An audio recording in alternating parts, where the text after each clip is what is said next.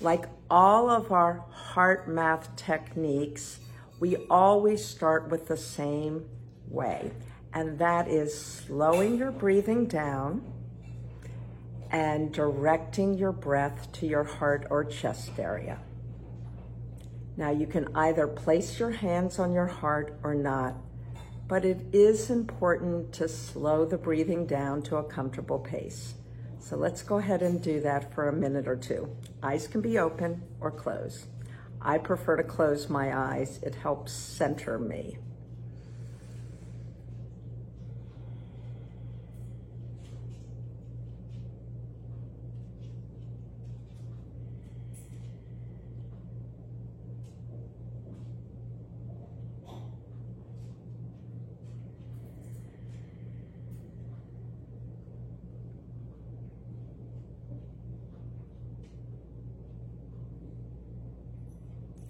Step 2 is to activate that feeling of care, compassion, appreciation, any of those uplifting or comfortable feelings that help get your heart and brain more synced up.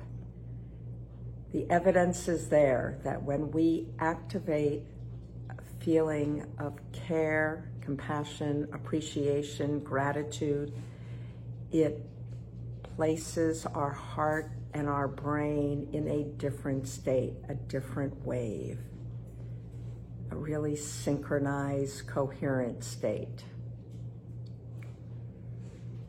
So from this more coherent state, now is the time to ask your heart and your brain the question, what would be a more efficient or effective way to deal with whatever problem you're facing?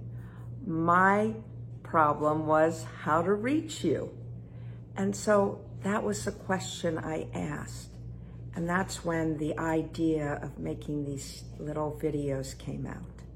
So whatever problem you're grappling with today, and it doesn't have to be a giant problem, it could be something small, and it's actually better to practice with small issues to get used to this technique.